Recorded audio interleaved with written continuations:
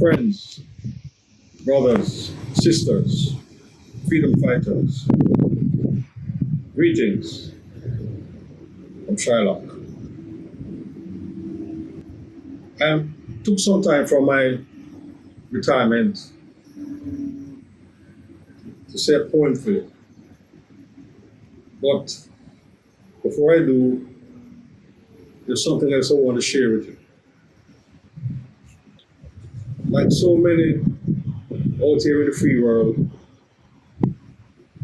I've been watching a little man dressed in a brief authority doing tricks before high heaven, making angels weep. Oh yes, took that from Shakespeare, by the way. Oh yes. What we're watching is a tale of tyranny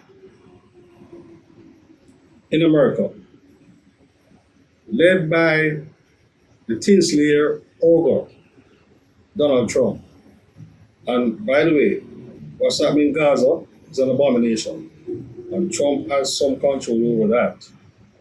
But to be fair to him, Biden kicked that can down the road. But he should have known better that the ogre would have made things worse. My big sister, my late big sister, Miss Hope, who passed on in 2021, once told me that nothing is important until it's important to you. She meant you in the third person. And lately, that thought came back to me. When I think that I have interest in America, what is most precious to me?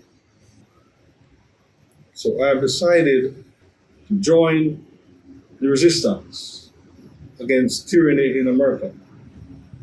In the tradition of other writers who stood up against tyranny, such as Thomas Paine, an Englishman, a writer, polemicist, and one of the founding fathers of America.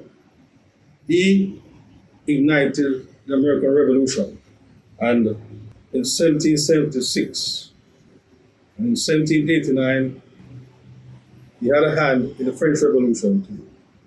Then there was George Orwell, another Englishman, writer, satirist.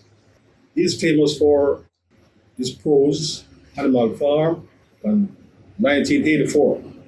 He joined the Spanish resistance in 1932 against fascism. And then there was Václav Havel, a son of Czechoslovakia, a writer, poet. He led the resistance against the communist dictatorship in 1989 in Czechoslovakia, before it became the Czech Republic. And I, Barclay Atkins, a writer, poet, pen name Shylock, will lend my poetry to the American resistance against tyranny there. I have written and published 3 books in America between 2008 and 2018. They are Lyrics of Shylock, Poems of Shylock, and Prose and Poetry of Shylock. In my book, Prose and Poetry of Shylock, I wrote several poems and prose about Donald Trump without mentioning his name. That's how easy it is to write about Trump without mentioning his name. Because he's so different, so vastly different from anything anyone has ever seen before.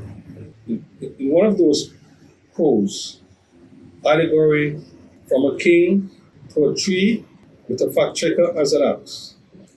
This was a prose very predictive about his fall from grace. And this was written back in 2016, while he was running for president. That's when I wrote that prose.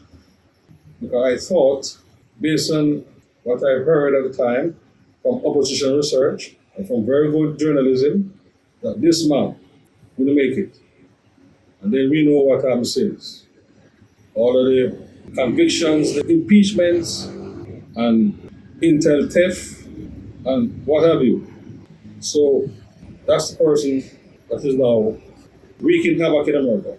So if you want to read about Trump in poetry, check with my book, Poems and Poetry of Shylock. Poems of Shylock and Poems and Poetry of Shylock are still available in bookstores in America. And you can get it online from Amazon or Barnes and Noble and so on. And there are other poems in my upcoming book, Poetic Gems of Shylock, 2. So if you want to read about Trump in poetry, you can check with my books. I think I'm the only poet who was ever written about it in poetry. So have some fun. The ruling class in America, ruling class of whites, they look into the future and they saw an ocean of grown people looking back at them. And they said to themselves, no, we can't have this. We have to find a strong man to do something about that. And Trump, criminal, vengeful disposition, and some racist bigotry, got that job, the job of strongman. He's a little tyrant, and he's expected to do something about that. Oh, and by the way, I hear the perks for that job is very good, because since January of this year, I heard the Trump family raking about $3.4 billion, while the rest of America is grappling with new tariffs and taxes and higher prices. Anyway, I digress. How they plan to change the course of nature? I don't think the resistance has the luxury of waiting around to find out.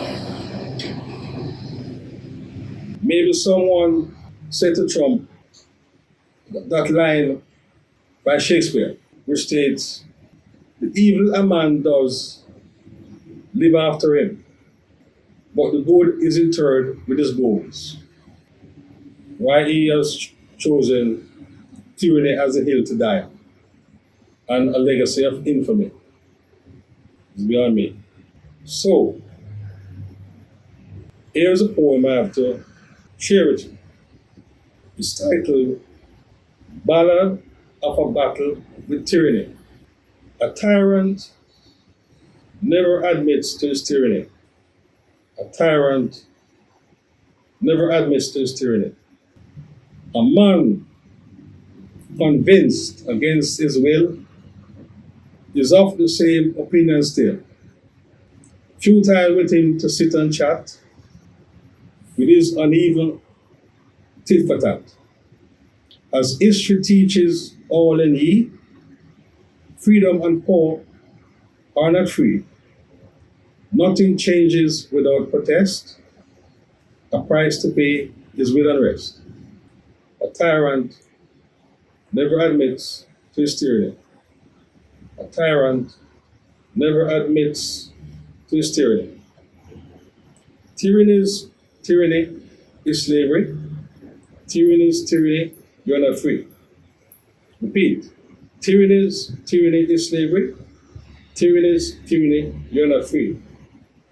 400 years now since the pits, and this oppressor never quits. As if there was nothing as the ships, the chains, the shuttles, and the whips. There are ways to foil his evil plan.